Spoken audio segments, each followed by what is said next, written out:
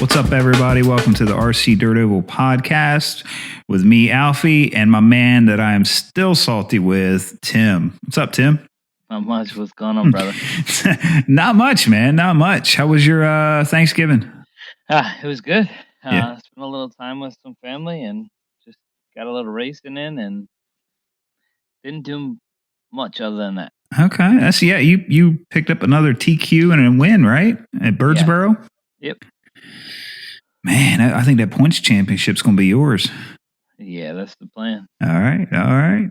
Did you do any Black Friday, Cyber Monday stuff? I did a little Cyber Monday from the house, but no Black Friday. Gotcha. Any good RC stuff? I did get another Sprint. Yeah? I got a Enforcer 7 direct drive, which I'm not a fan of custom works at all, but want to run foam tire. That's the car to have, or one of the cars to have. Yeah. And they're easy to find. I mean, that's the good thing about Custom Works, man. There's tons out there for sale. Yeah, pretty good deal came up on this one. So from one of the guys that races at Birdsboro. So nice. Snagged it up. So yeah, pick it up Friday. Very cool. Yeah, I picked up. Finally got my Gropner ordered. Gropner Army in effect now. It's shipped today. I'm counting the days till I can get that joker in. And what else did I pick up? Oh, my charging leads from Punch RC, Matt Bridges, came in. They are super nice. What else? I got something else too. Oh, I ordered some odds and ends from A Main with their 15% off Cyber Monday thing. Just some dumb stuff that my local hobby shop doesn't carry, everybody, or I would have gone and spent the money with the local hobby shop. They don't carry it. So, and I didn't want to drive the hour for them to order it and then have to drive the hour again. So don't beat me up, please. Yeah. So yeah, man, no, I didn't do anything over Thanksgiving. I mean, I didn't do nothing. I guess our big excitement was we're big Xbox people in our house. We have two of them, in fact. And in our basement, we have a media room with a projection system. And my wife was playing Fallout 4 and she was all immersed into it. And all of a sudden the projector ball blew. And it's the first time it's blown on us, and it scared the crap out of her. Because it like popped like loud, and then smoke rolled. A little bit of smoke rolled from the projector, and it's like right over our heads in the seating. And so she's got her headphones on. She's all like diehard into the game, shooting stuff, and all of a sudden, boom!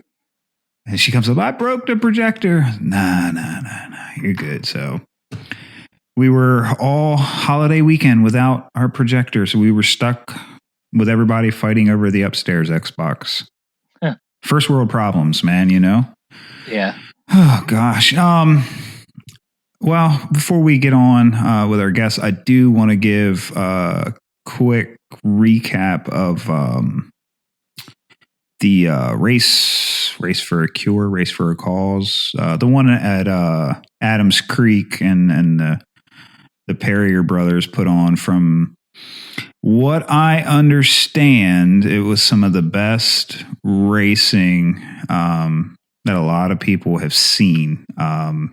Super tight, super close in the sprint main. They had over 125 entries.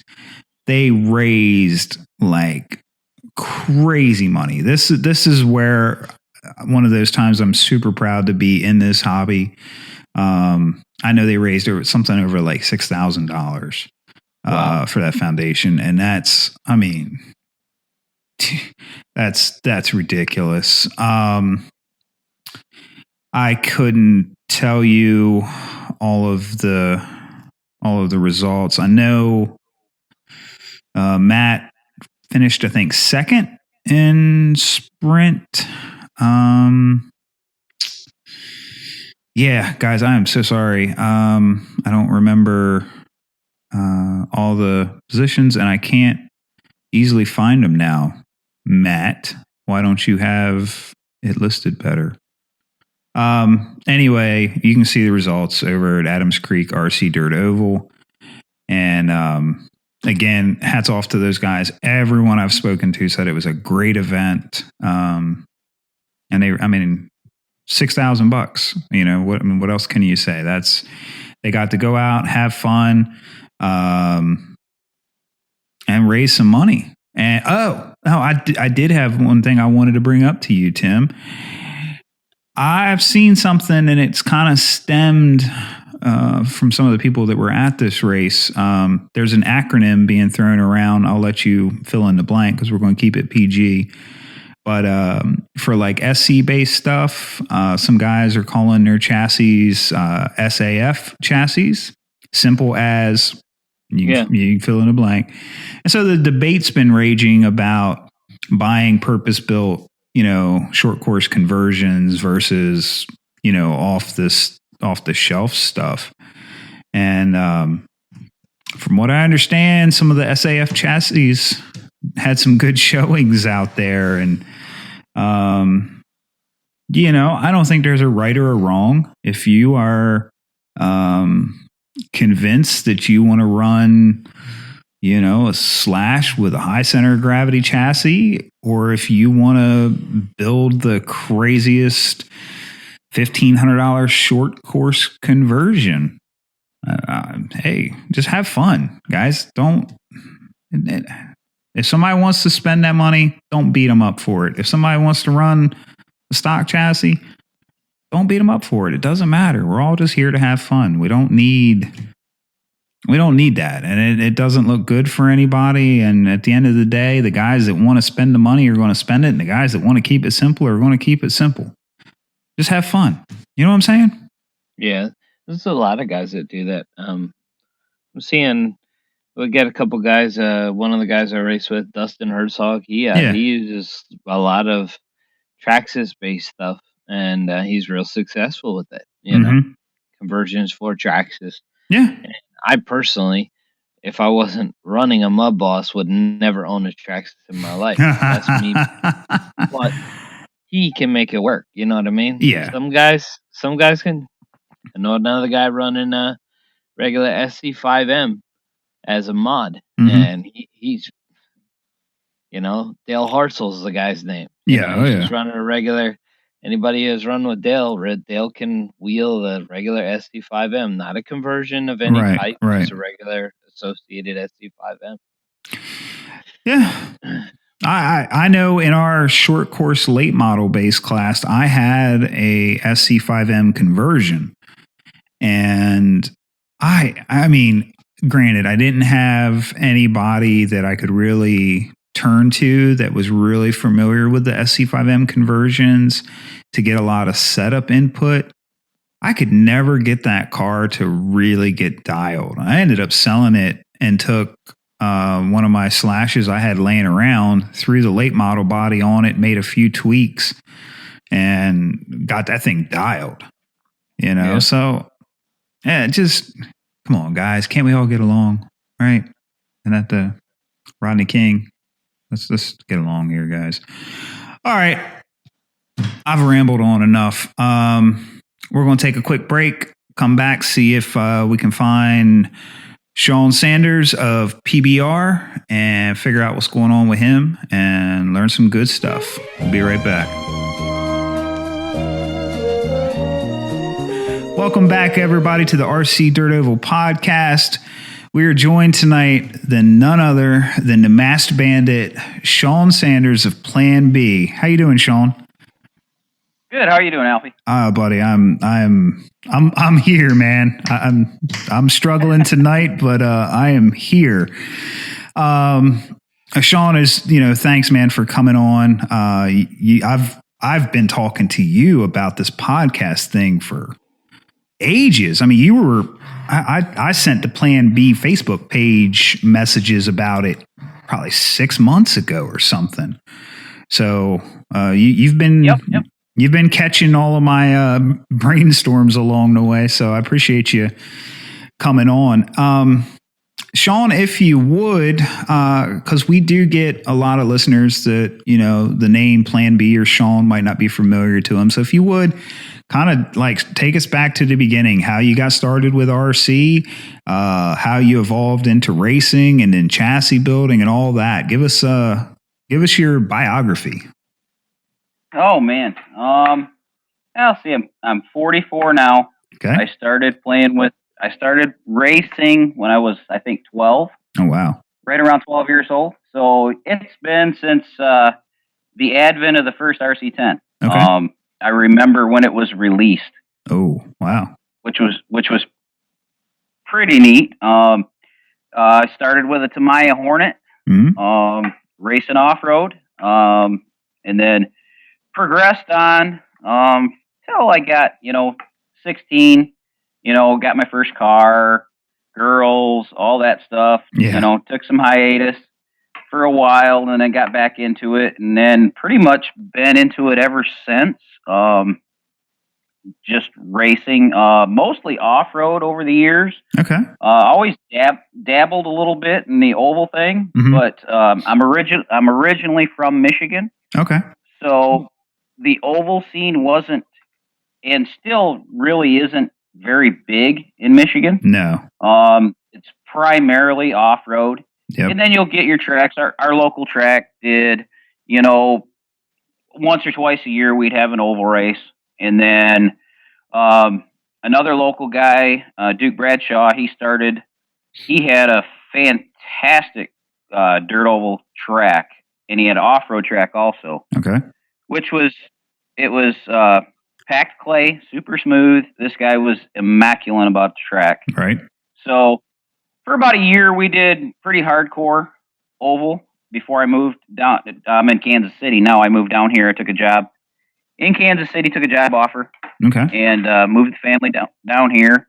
And down here is rabid oval. Their oval is huge. Yeah. And it's honestly, it's growing even more, I believe. Oh, yeah. Yep. And got hooked up with some guys here that were pretty heavy into dirt oval. And I've always made stuff for my cars. Right. Over the years, I've been a machinist for 25 years. Right. Since I was out of high school. Mm-hmm. So if I broke something, I would just make a new one. Yeah. And it just continued on to where guys would ask me, "Well, can you make one for me?" So I did that for a long time and really never sold anything. Right. It was just a hobby, after work type deal. Right.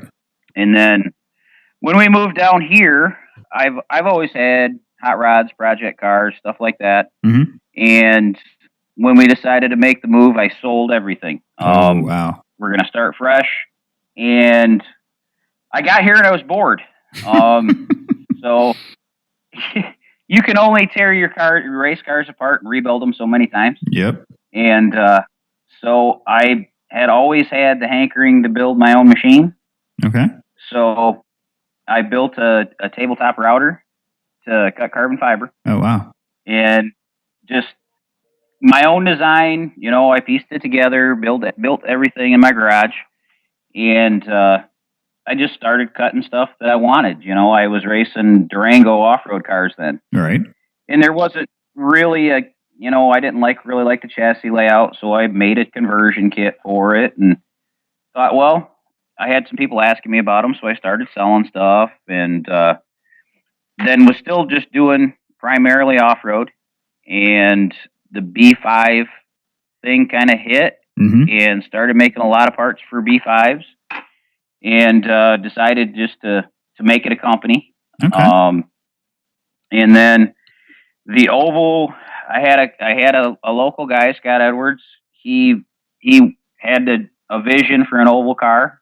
And he needed somebody to cut parts for him. So I started cutting some parts for him, and then got hooked up with, met Michael Brown. Okay. He's local here, Kansas City. And we started collaborating on some stuff, and kind of get bit by the oval bug, and the rest is kind of history. It's full-time deal now. Yeah, it wasn't that long ago that you went ahead and jumped full-time, right? That's been almost a year now. Okay. And and how's that going? Are you enjoying it, or? Well, yeah, I'm pretty lucky. I get to come in and do what I like to do every day. Right. It's when your hobby is your job.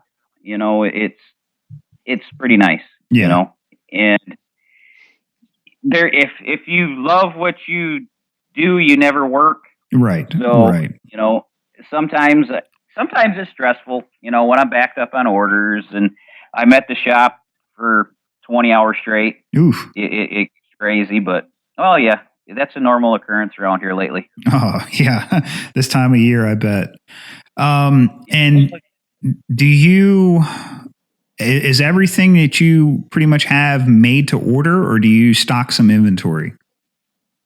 I try to stock inventory, like arms and, replacement parts are usually always on the shelf. Right. SE mod bodies, stuff like that. The kits are pretty much a stock item until about 3 weeks ago. And I've been hammered so hard on orders that it's hard to keep everything in stock right now. So I'm running about 2 weeks on kits. Gotcha. Okay, so speaking of your kits, there's two things about Plan B that stand out to me. First, you're one of the only people, if not the only person, that's doing aluminum chassis. Why go aluminum? Now, I think that comes from my off-road background. Okay. I kind of, in off-road, unless you're running on a super loamy, slick track, you always want the most rigid chassis you can get to let the suspension do its work. Right. And I'm kind of a firm believer in no chassis flex. I don't like it. Okay. I like the suspension to do its work. That's what it's there for. Right. And honestly, you look at all the off-road cars right now, all the modern off-road cars in the last 2-3 years, every one of them has an aluminum chassis. Oh, sure. And the millions of dollars in engineering in the off-road side of it, there's got to be something to it. So we just started experimenting, and with the new sprint car and the short course mod, we tested a carbon car and an aluminum car back to back for quite a while, and the aluminum chassis car always outperformed the carbon car. Really? 99% of the time. Wow. It's more consistent. It is, the tuning window, I think, is a little bit smaller. The car is more dependent on tires, getting your tire selection correct. Okay. But, the overall setup is, we don't really vary a whole lot anywhere we go. Right. We're doing a lot with droop. And then, that's another thing we did with these cars is we put the external droop adjustments on there, front and rear. Oh. So, you can go up to the track, run the hot laps. Well, it's doing this. I can dial a little bit of droop in it, take a little droop out. It's quick, it's easy. It's as quick as adjusting toe on your arm. Gotcha. That's pretty slick. That's really been huge for us this year. We've been playing with droop a lot. Yeah. And it, to me, the aluminum chassis, personally, me driving them, I think the car is more consistent and it's easier to drive. Okay. The last year's car, the B5 car, we always ran carbon chassis. Yeah. And it always seemed to have this hook in the corner once in a while. that was just, you didn't know where it came from. It was just all of a sudden. Right. And ever since we went to the aluminum chassis, we do not have that. Wow. Okay. And, I work with Michael Brown quite a bit. He helps me a lot with the testing, the suspension geometry, stuff like that, design stuff. Mm-hmm. And he did all the testing on the new cars. Right. Pretty much at first. And he was running, it was more profound in the short course truck. We went to a race, a King of Kansas City race, mm-hmm. with 2 trucks. We went with the carbon chassis truck, and he ran that all day. And then we had the aluminum chassis we're going to test after the races. Gotcha. And they had the exact same setup on it, same tires, same body. And I think he was running 4.7s pretty consistently all day with the carbon chassis truck. Right. Threw the aluminum down 4.5s immediately. Wow. Lap after lap. Wow. So that kind of sealed the deal. Huh. So, and we've actually went back, and all of our V5 conversions now mm-hmm. are coming with aluminum chassis now. Oh, nice. So we've kind of retroed everything. There's some guys local running them, really liking them. They say they're a lot more consistent. Okay. So we're going to stick with it. Yeah, I would imagine you are. The next thing about Plan B is that you guys now are pretty much selling complete kits as compared to a conversion where I would have to go order a B6 or a TLR or something like that. Mm-hmm. I mean, it seems pretty obvious in the grand scheme of things for control that is the way to go. Is that kind of your thinking? Is that, you can control every component on the vehicle, or what's your logic behind wanting that? To a certain extent, yes, that was the thinking behind that. Right. With a lot of the conversion stuff, we had problems trying to help people with setups because they were not running, We recommended certain things to put on there, and guys didn't put that on, or they're running a different aftermarket part or something like that. Right. And it got really hard trying to help people with their setups. So this route with the complete car, we have a complete package. It's the only way it comes. I don't sell it separately. Gotcha. So then if somebody emails us, I'm having problems with the setup. Okay, what kind of track surface you're running on? Mm-hmm. Do this, and do this. And we know exactly what they have. And there's some variance in there. There's still some aftermarket parts that you can put on it. Sure. But, and then also the complete kit came from, it's not with these new cars. We didn't just make a B6 conversion and include all the parts. Right. Everything's been reworked on the car. Right. The whole front suspension geometry's been reworked, new front bulkhead. The rear geometry's all been reworked, new rear bulkheads. The transmission's in a different spot. Everything, every millimeter of that car we went over. Right. And redesigned it. So, and it's the same with the truck. Mm-hmm. And it's really cost prohibitive if somebody wanted to do a conversion, because you're going to throw away probably 75% of a V6 kit. Right. Yeah, because you're pretty much, I think, shocks and maybe the transmission. Is that like the big things? Yep. Right now we are transmission, shocks, rear hubs, CVDs, the bell crank system, and the front spindles. Pretty much turnbuckles is about it. Wow. Okay. Everything else is made in house. Okay. So, and I do everything in house. I don't outsource any parts. Everything that I make that goes out of here, mm-hmm. or everything that I sell that goes out the door, I make. Okay. So I'm kind of control freak. Yeah. Hey, I get it. I totally get that. Now, let's just say, for example, ballpark for a new sprint from you. Like, what kind of money? If I was like, I want to, what do you call your sprint? Your B6 base?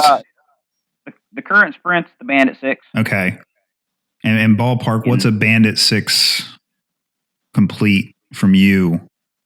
Because I mean, I know so many people, when you get into doing conversions, you rack up a big bill really quick, but they see, oh, I'm spending X here and Y there. And, right. So I want to make it apples to apples here. You know what I mean? Right. And the complete kit from me is $675 shipped to your door. Right. And that's everything. That's the whole car kit. Yeah. That is top wing, front wing, cage, body work. The only thing that's not included is electronics, wheels, and tires.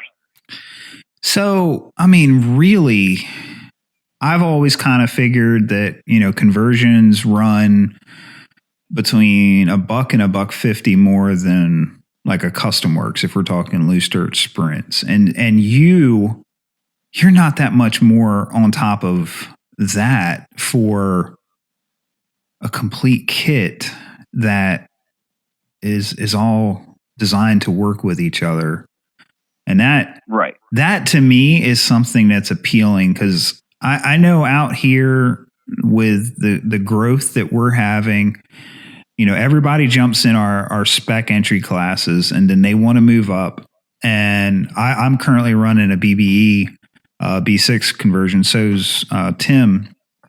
And, they come up to me and are like, oh, so, where do I get one? I'm like, well, you got to send a message to, Ed, or go on his website, and you got to order the conversion, and you got to find a B6. And then, and they're like, oh, I got to do all that. And I'm like, yeah. Or you could just order a Custom Works, And I mean, I've got no beef against Custom Works, but there's a reason I sold my Outlaw 3 and went, with a conversion. And so I don't try to steer people towards Custom Works, but as soon as I get that, I've got to jump through this hoop and jump through that hoop. And, inevitably I'll get asked, well, how's assembly? And, I'm like, well, it's a little bit challenging sometimes, because you'll have to go to the associated book and you have to look in your instructions. And, I'm not that much younger than you. I remember the kits of the 80s, and those were challenging. They were fun, but I mean, you didn't have the internet to ask questions on, and you had to figure it out. So I'm not scared of a kit, but a lot of our entry level people, they get intimidated by having to source it from multiple places. And so that's the one thing that I like about Plan B. Yep, that's another reason. I wanted everybody. You get it. It comes to your door. You put it together. You're ready to go. Right. You don't have to look for this and look for that. And I do get sticker shock initially from a lot of people when I tell them the price.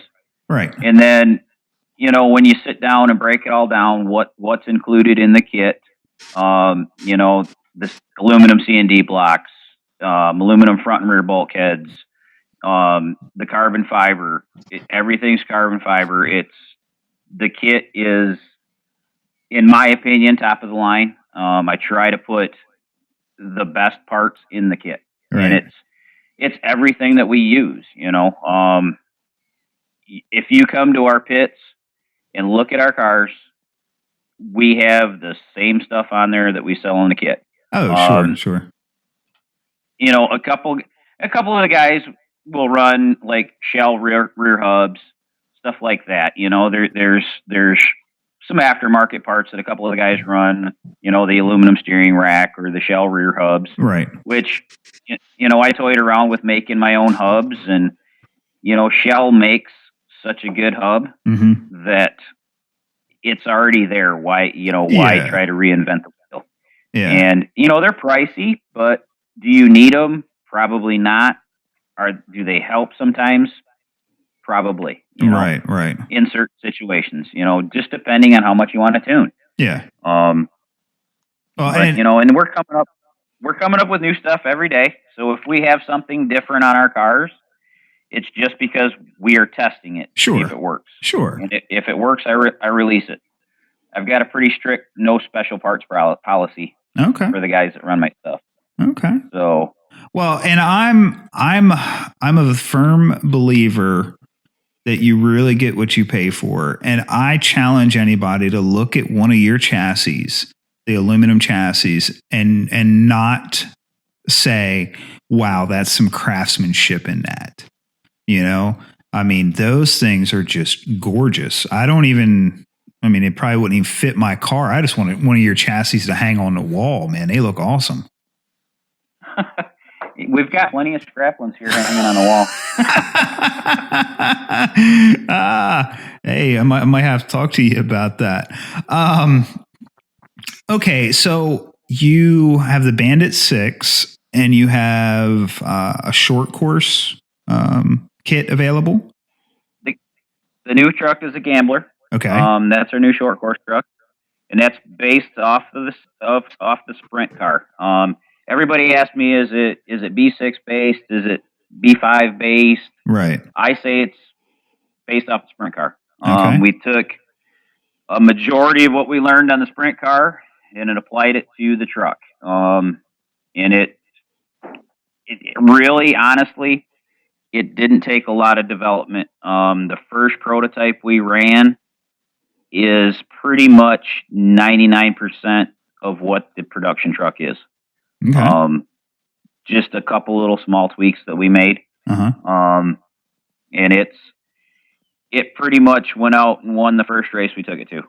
So it's pretty good piece. So, and do you still offer B5 Sprint kits, or is that just the chassis now? If somebody would want that. Nope, I still do the conversion kits for the B5s and the T5Ms and the SC5Ms. Mm-hmm. But they're not stocked anymore. They are a made to order item now. Gotcha. We can't do a complete kit. I used to offer the conversion kit with a B5M kit, new, but we can't get B5Ms anymore. So now it's just a conversion kit. So, but they're made to order. Okay. And then they're usually the same, about 10 to 14 days out on those. Okay. So, and then kind of got the advantage of, with everything being made in-house, if I don't have it, I can tool up for it pretty quick and make it. Yeah. So usually all the materials on the shelf, all the parts are here. So it's just adds a couple hours to my day. Right. You need longer days. Is there any chance we might ever see a 10th scale late model buggy based from you? It's in the works right now. It's in the works. Okay. It's probably going to be, I'm telling guys, mid-December. So for the late model. So there might be some on display in January in Tulsa. There'll be a few racing at the Chili Bowl. Very nice. Very nice. And there should be one on display on the pit table. All right. I'm in pretty deep right now building display cars for the Chili Bowl. My goal is to have one of everything on the table for everybody to look at, and late model included. Okay. I've actually already have a few pre-orders for the late model from guys that are going to the Chili Bowl. Right. So I'm cracking on that. Here, I'm working on it. I'm poking away at it in between projects, in between getting stock stuff done. Sure. So it should be, I should have a prototype together within the next week or so. Okay. Well, that's exciting. That's that's taken off really good on the East Coast. The 10 scale late models. We don't run Midwest modified, but we do run 10 scale late models, and it grew a lot for a late class for us. It took off. Tim kind of dominated.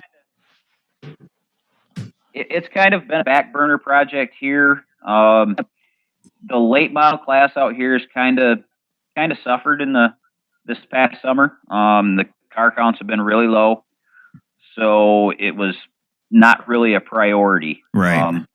And that is starting to grow interest again. The guys in Oklahoma run a lot of Midwest mod. Yeah. The buggy-based Midwest mod.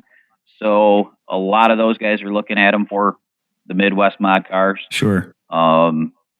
We've got a lot of local guys here ready to get back into late model, I think.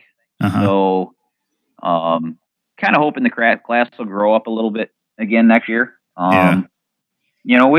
We've had a consistent class of them, but it's been 8 to 10 of them. Right. Maybe 15 at larger races. The King of Kansas City series. There was usually 2 heats of them. Okay. At every race. So. And what do you the FC mod just kind of killed that, I think, for a little while. Yeah.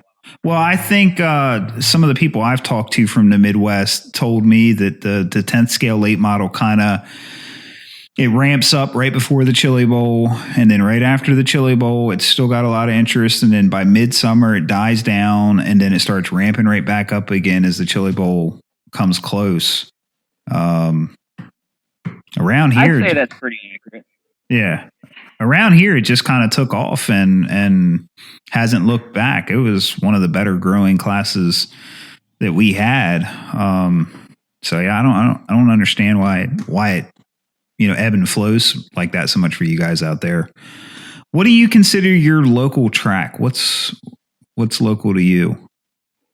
My local track is Polecat here in Kingsville. Okay. It's actually, that's home base for Plan B. That's the track's right out behind the shop. Oh. So, we race here. Our kind of club scene kind of dropped off this summer a little bit. But we have 2 King of Kansas City series races here. And then Fast Lane is in Blue Springs. That's about 20 minutes from me. Mm-hmm. So I try to get out there at least twice a month.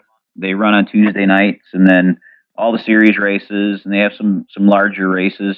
They have the King of Dirt Championship out there. Right. The last, I think it's 3 years now, they've had that. Okay. So we always hit that. But we've got, in the summertime, in an hour's radius, there's probably 5 tracks that we can go to. Golly, dang. At any given day.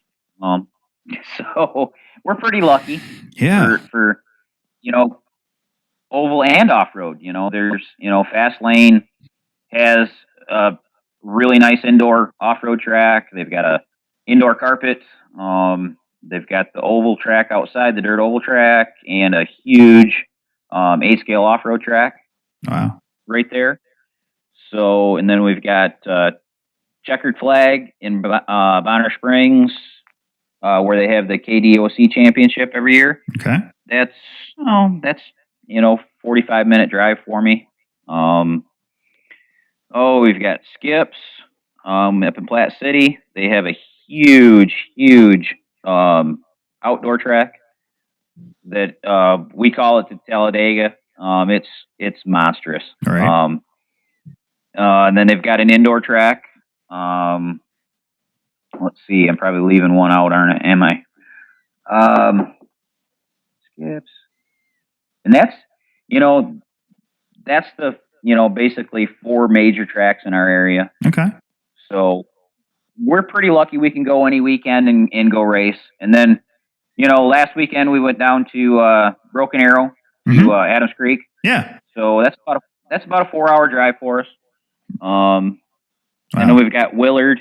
Yep. Willard down by Joplin. That's 2.5, 3-hour drive for us. So we like to go there. That is probably the most fun you'll have on dirt. Oh, wow. Real high bank, real fast. the high line is the preferred line there. You're right up against the wall all the way around the track. Okay.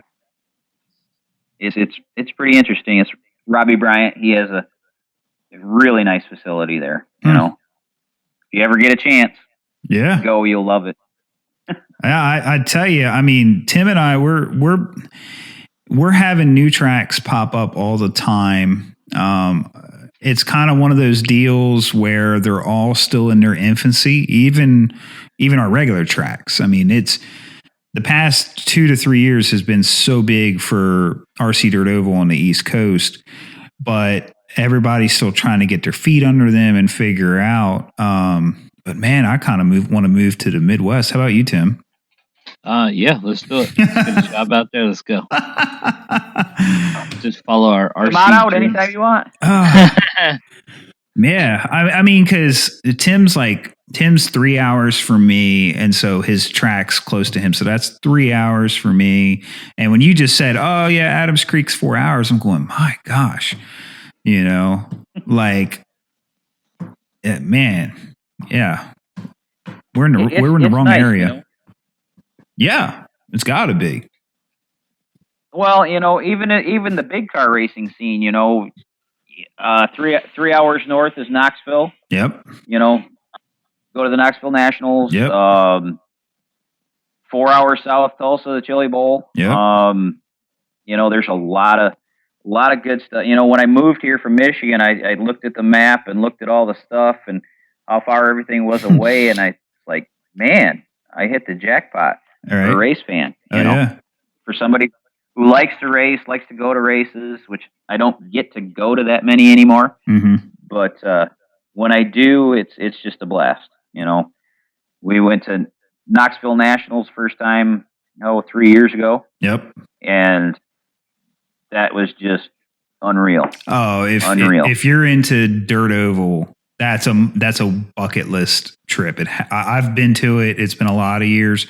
But I mean, that's a must see. I mean, it really is.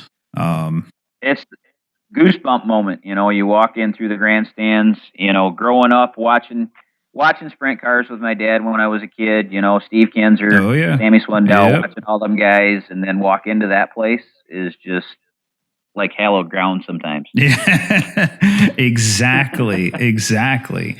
And that's what it's kind of odd for me that we're so rooted in full-size dirt oval up and down the East Coast. But the RC aspect has struggled until recently. And it's caught the attention of a lot of the full-size racers and their crews, but there's still a ton of room for growth. So I'm hoping we stay on the pace we are, because yeah, we're slowly catching up to you guys, man. Slowly.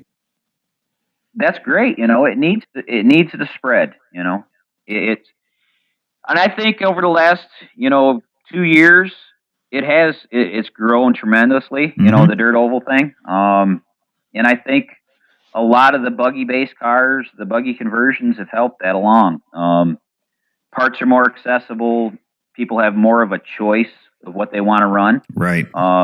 You know, for a long time it was custom works. Yeah. You know, that was, if you wanted a purpose built dirt oval car, that was, you know, you were kind of limited to one, maybe two choices. Mm-hmm. So I think in the off-road guys that have a B5 laying around, they can convert it pretty easy and go racing. You know, locally we've had a lot of off-road guys, you know, making the switch, you know, and trying out dirt oval and really liking it, you know, and getting into it fairly cheap.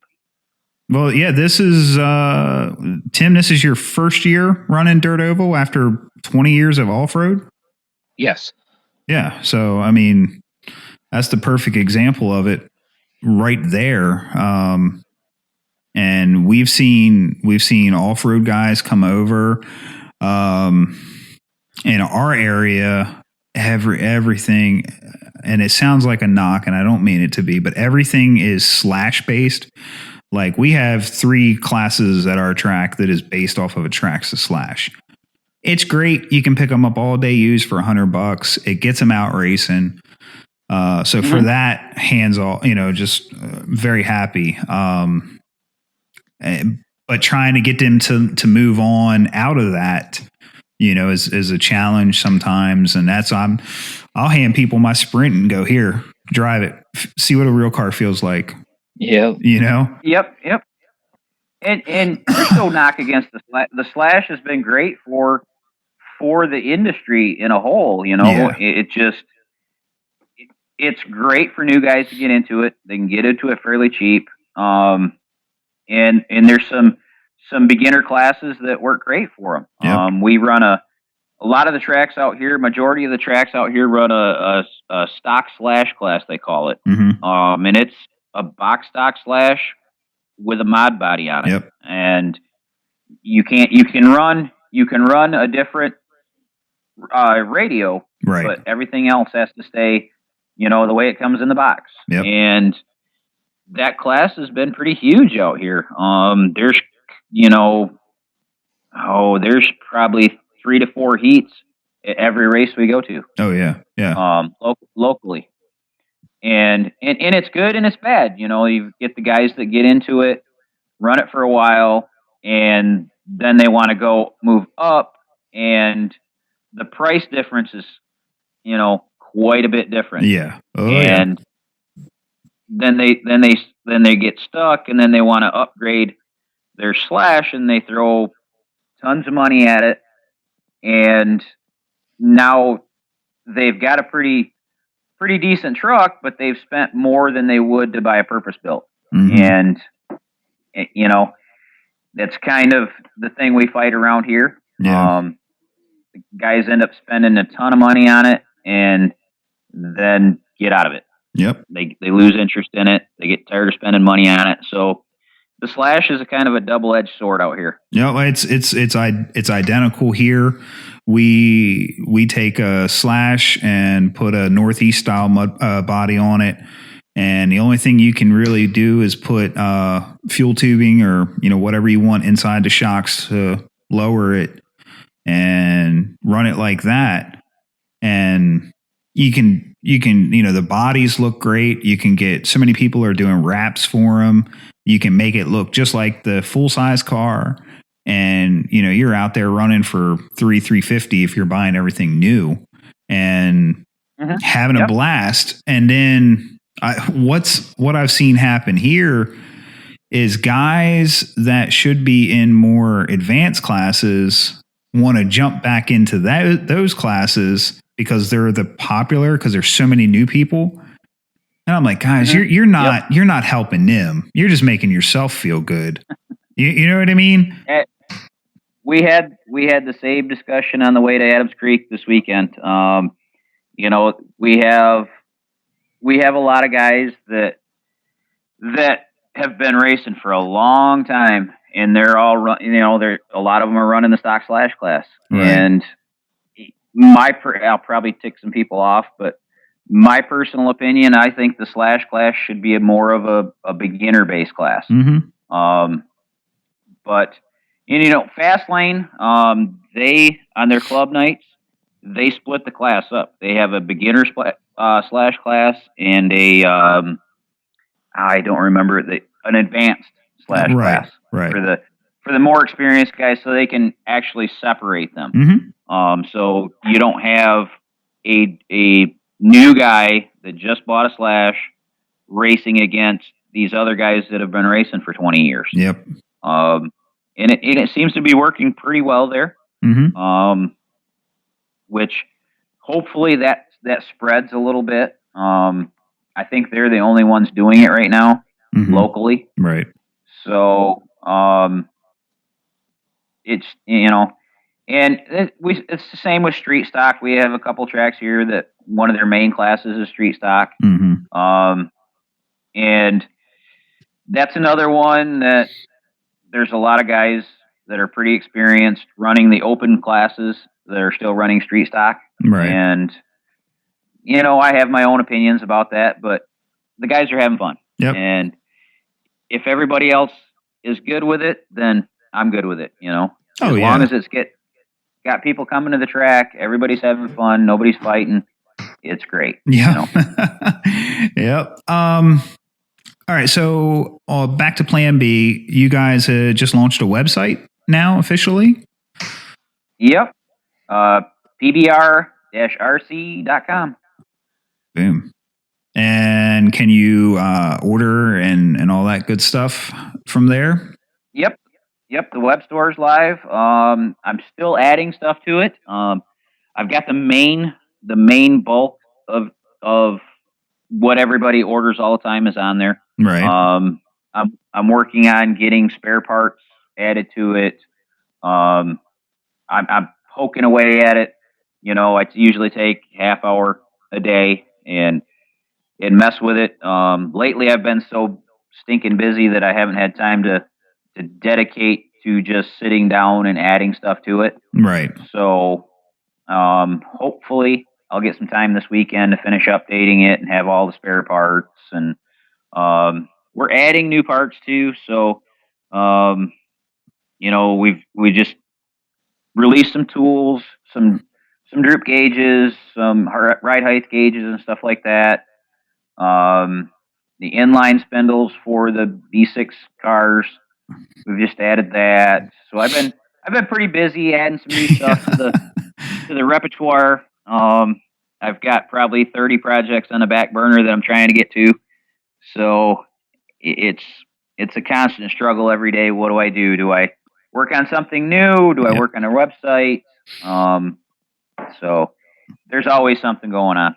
And what is in the future plans for Plan B? I mean, how big is our world domination plan? I mean, are you gonna, are you hoping for mainline distribution, or are you just kind of wanting to keep it, or you don't know?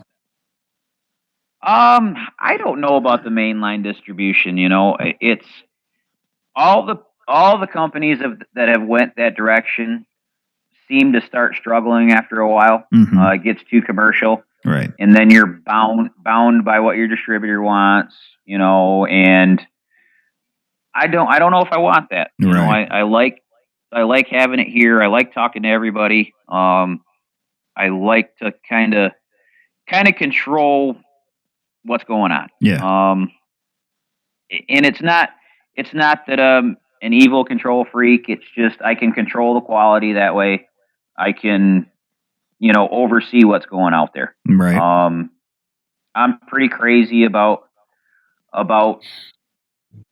having the parts correct. Yeah. Arms, the adjustable arms, I get people saying, why don't you just put the parts in a bag and send them out? That's just my thing. I put them together. Mm-hmm. I put every arm together myself, and that way I know everything fits the way it's supposed to, and everything's in the bag.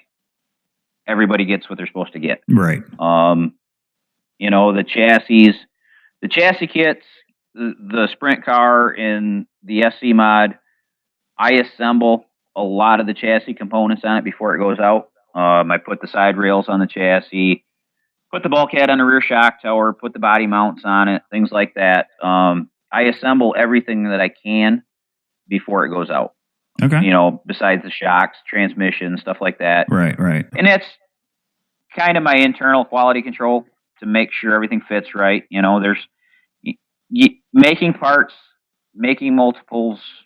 There's always something that's you've got a tolerance out. You've got something that wears out. Sure. You won't notice. So, and then it's kind of nice to go to the track. You go to the Chili Bowl, you see the cars running around, and you've touched every part of that car. Yeah, absolutely. I get that. It even goes to my carbon fiber. All the carbon fiber parts I send out, I sand them by hand before they go out the door. Every single part. Yeah. I sand all the edges, make sure all the holes are deburred. I'm crazy. Hey, no, I mean, and that's what, for people that might go, oh my gosh, that's expensive. I mean, that's what you're paying for, is that type of, quality and craftsmanship. I mean, I was in this way before Ready to Run kits came out. And so they did so much for the hobby, but they also had some negative effects. And I think that, that craftsmanship that was in a lot of the kits in the early days of RC, has been lost. And it's made it affordable for everybody to get into it. But when you are, when you have somebody putting out really good stuff that's been, each piece has been touched and has gone over. I mean, that's, you can't put a price tag on that stuff. I mean, that's my opinion. Well, yeah, and a lot of the craftsmanship has been lost in the industry, with all the overseas manufacturing and stuff like that. But, that's kind of natural progression. I don't think, you could go out and buy a B6 kit for $350 if it was still all made in the States. Oh, yeah, no doubt. No, and I hear so much about how it's so expensive to run RC. And when I got back into it a few years ago and I looked at the price of kits and I'm going, my gosh, I remember in the late 80s paying what seemed, maybe I'm wrong, but it was like high end of 100s, lower 200s for a kit in the late 80s, and they haven't inflated that much. Right. I remember when the RC10 Gold Pan you could order from Tower Hobbies through RC Car Action was $189 with bearings and I think it was $169 without bearings. Right. With bronze bushing. Right. So and then you had to have, your brushed motors. Yep. So you were bringing 10 motors to the track with you with bags of brushes and springs and comm lathes, and the battery packs were one run battery packs for the day. Yep. You couldn't run them more than once. Yep. Your bag was your tackle box then was 150 pounds. Yep. Because it had 20 batteries in it. So, you had to build, if you were serious about racing, you built your own battery packs, you soldered the bars on, you tested all the cells, the prices may seem a little higher nowadays, but I think in the overall scheme, it's probably cheaper. I think so. And then especially when you consider the speeds that we're racing at today compared to then, and the reliability of the stuff today compared to then, and electronic scoring systems and just everything. No, I don't get that argument. I don't see it. You think this is expensive? Go race full size cars. Honestly. Exactly. Exactly. All right. Well, Shawn, if there's a couple more minutes, man, we got some Facebook questions. We'll run through these real quick. All right. So, Tyler Trueblood. Yeah. Some of these I'm sure are loaded. Tyler Trueblood. Do you think PBR is taking the RC world by storm with the Bandit 6 sprint car and Gambler SC mod? I hope so. We're chipping away at it a little bit at a time. Yeah. The last couple months have been really productive. A lot of guys buying cars.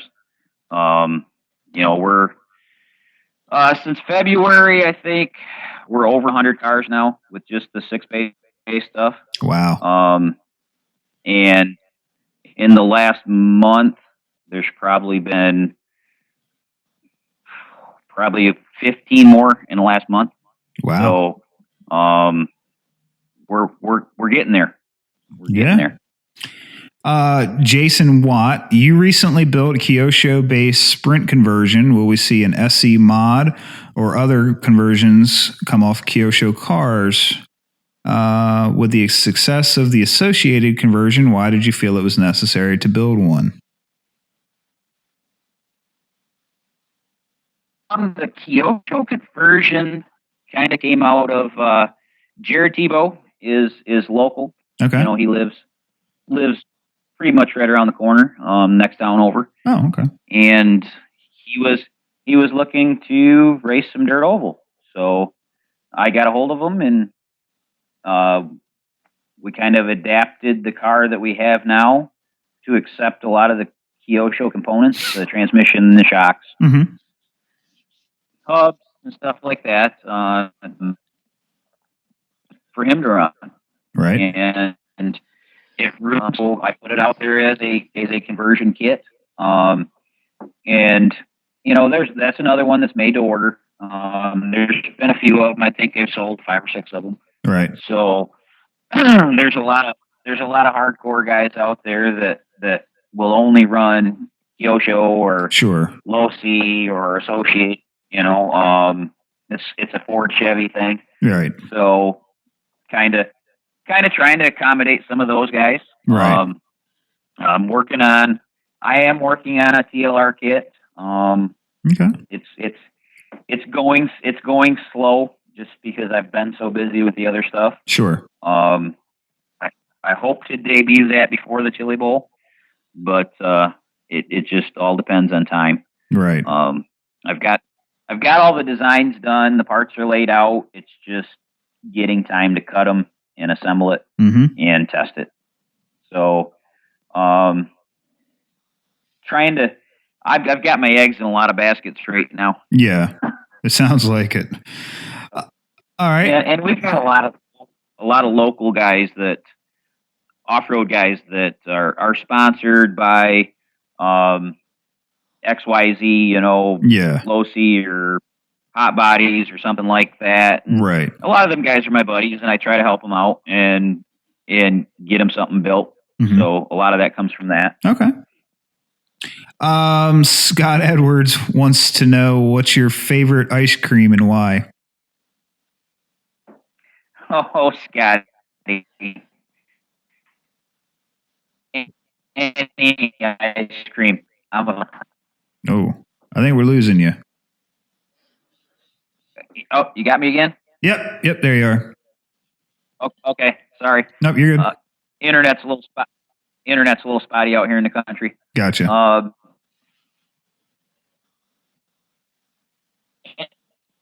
Any kind of ice.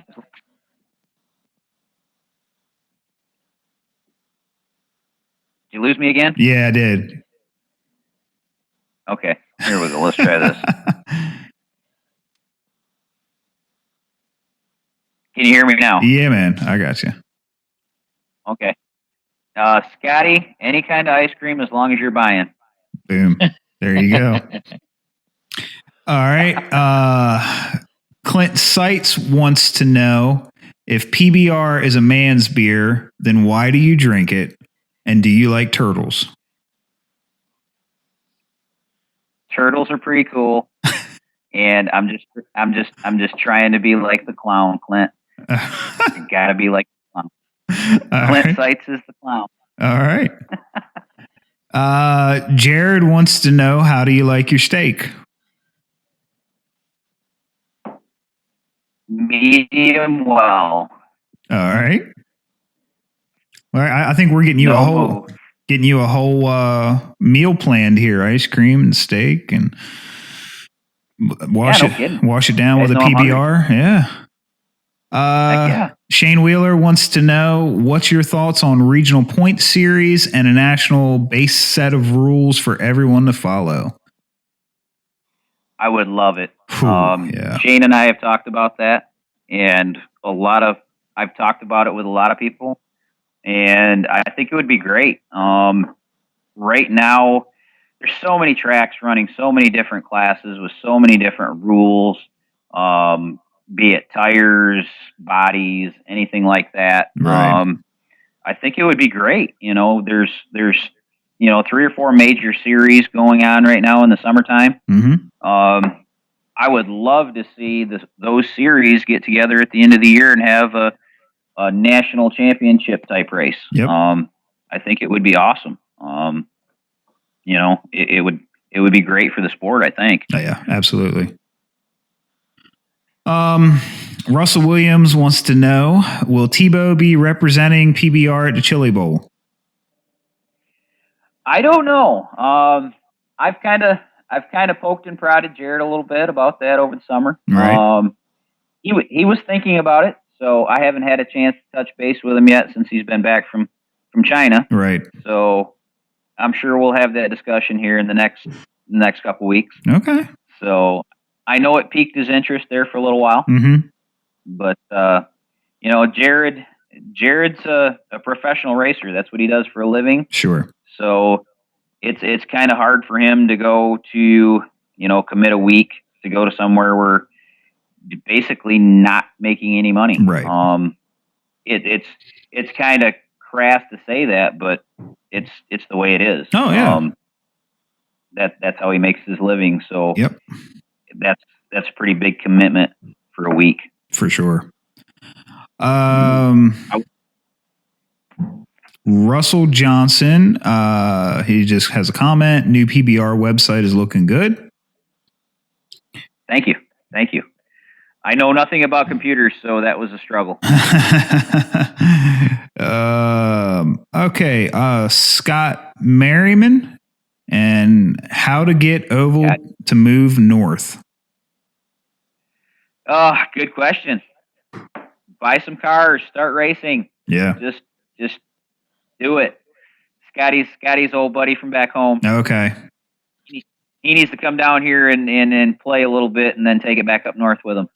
Yeah, I've got a friend he hosts a general RC podcast, and he lives in Canada, just north of the Great Lakes, Michigan, UP area.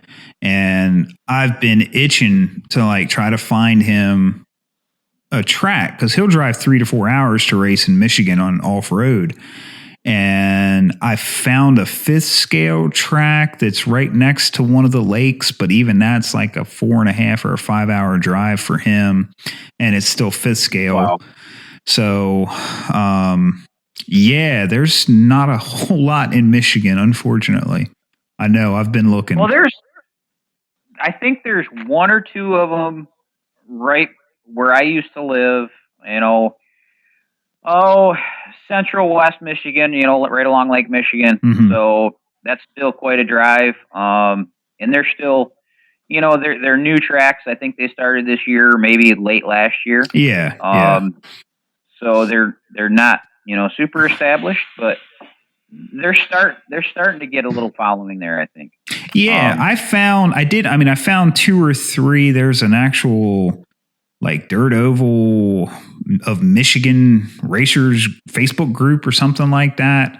Yep. That Yep. I stumbled across, and so yeah, it's happening there, and but yeah, it's I would imagine it's got to be really tough in that area to get it to catch up. It is. And in the racing there is so seasonal, right? That being out east, Oh yeah. People tend to lose interest in the wintertime. Yep. And there's a lot to do in the summertime and a short time to do it. So, there's a lot of things going on. So, yep. Being in the Arctic up there, there's only, a good 3 to 4 months to go out and have some fun. Right. And then you're freezing to death. So, yeah. That's not high on a lot of people's lists. Yep. All right. Well, look, man. Tim, you got anything for Shawn? Nope. You guys pretty much covered everything. I'm just enjoying listening. Yeah. Well, you're pretty quiet tonight. Yeah. Yeah. Usually don't say too much when he's interviewing people. I just kind of hear for anything we miss. Yeah. Yep. All right. Well, I think that's going to probably do it for us tonight. Shawn, it's been a pleasure. For anybody that doesn't know, Plan B on Facebook, and give your website address again, if you would. It's pbr-rc.com. There you go. PBR like the beer. Yep. Look him up. Seriously, check those aluminum chassis out. Those things are gorgeous. I I really appreciate it, Shawn. I hope you had fun. And I guess I will probably be seeing you at the Chili Bowl. Tim sadly can't make it, but I'm going to make the trek out. So I will catch up with you there. Come over and see us. We'll do it, buddy. We'll do it. We'll have a PBR there for you. Awesome, man. I'll take it. I will take it. All right, guys. As always, thank you for listening. You can find us on Facebook at facebook.com/RC Dirt Oval. It's probably going to be a short little break until we do another episode with trips and holidays and all that. So stay tuned. We'll get some more stuff out to you soon. We'll catch you next time. That's a wrap.